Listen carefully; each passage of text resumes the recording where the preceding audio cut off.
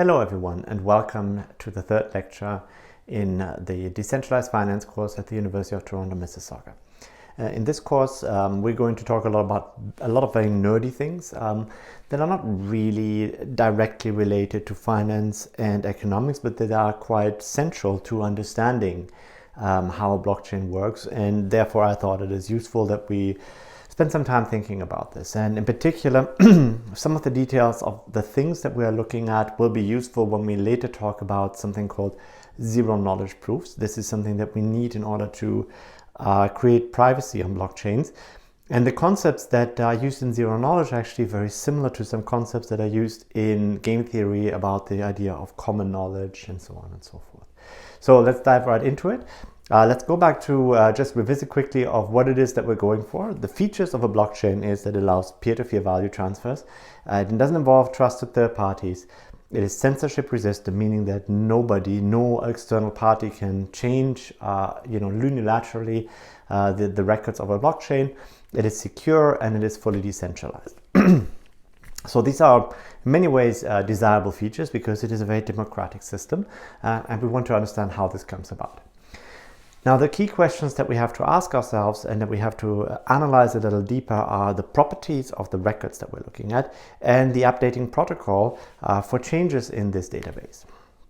Now, this is interesting features that are not specific to blockchains, but they're specific to any shared database. So, for instance, if you have two firms that want to use a common database and they're in some form or another not directly related, so they're not from the same firm, so you can think about them as competitors, or that they may not be full levels of trust. You have to have a mechanism in place that allows them to determine who can change the database, who can update the database, and so on and so forth. So now in this particular case, let's go back to what we said, what we need for anonymous deals. We need the authority that you can make a transaction, that you have control over a particular item. Then we need to know that the execution actually happened, and then we need to have some form of continuity so that once the transaction has happened, authority is passed on to somebody else so that that person again can enable an execution in the future. So now let me go quickly back and describe again how the protocol of a blockchain works. In particular, we're going back to the Bitcoin blockchain because this is the best way to think about it, but in principle every proof of work blockchain in some form or another works this way. In fact, actually not just the proof of work blockchains, but any blockchain works in this way. Okay. So what I'm going to talk about in this particular lecture are the following three items. We're going to learn about some useful tools. We're going to learn about the properties of the records in the blockchain, and we're learning about the updating mechanism. Okay. So before we do this, let me quickly revisit how we update, how a blockchain generally works.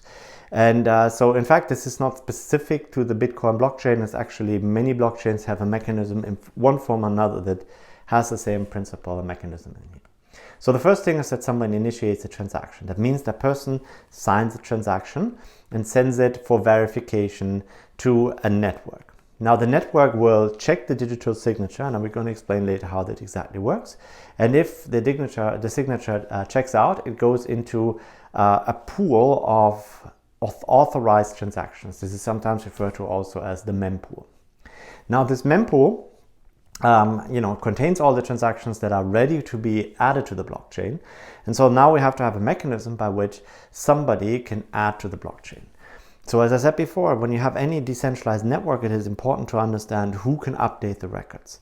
So the way this is done in a decentralized, in any network, there has to be some form of mechanism by which somebody is selected to propose a new block. And in particular, when the proposals happens by parties that you are not trusting, in the sense of that you don't want to trust them, you don't need to trust them, there has to be a random mechanism assigned.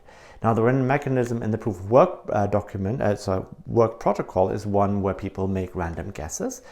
And so basically what they do is they work, and the more they work, the more likely it is that they find a particular solution to a mathematical problem which enables them to become the proposer of a block. So these miners, what they do is they basically put in work. We'll describe in a second what that is. And then one party will win, and that party then gets to propose a block. The person or the entity gets to take the transactions from the mempool and forms the new block, and as a return for that gets a payment. The payment will come in form of transaction fees, which are included in the transactions that have been proposed, and in the form of what's referred to as a block reward. So that is a form of payment where when you have formed a block, you can give yourself a certain amount of money. In Bitcoin blockchain, this is currently 6.6 Bitcoin per transaction. I'm not 100% sure. There's a certain mechanism by which this changes over time. It's not really critical here what exactly the number is. The important part is that you get a payment for it. And then once this block has been created, it gets added to the chain. Now the next slide you've also seen before. This is basically gives you the structure of a blockchain. So the way it goes is you have transactions, many transactions. These are put together in blocks, and there are many of these blocks, and these blocks are linked to another. Now how are they linked? Well, the way they are linked is that every block at its bottom, so to speak, contains, this is the way to think about it. It's not precisely how it works, but let's think about it this way. At its bottom contains a digest of that block. Okay, and so now whenever a new block is created, then that new block contains the same digest which links to the old block. Okay, so you see, all of these blocks here have digests of the previous block, and that is what creates the link. Now, the fact that makes it immutable is that if at any point in time you would change any of these transactions by any form of manipulation of one form or another, so you try to say get rid of it, or you try to spend the same money twice, or send it to somebody else, what would happen is that this digest here of this block will not be the same as the digest in the block that links to it. And therefore, the entire network as a whole would consider this changed block, if you want, to be faulty, and therefore invalid, and therefore would reject it, and therefore it is as if this manipulation has not happened. The network as a whole would not accept it. That is essentially the idea. And now we want to discuss in some more detail what all of these different features are. What is the digest? How does the linking work? And so on and so forth. All right?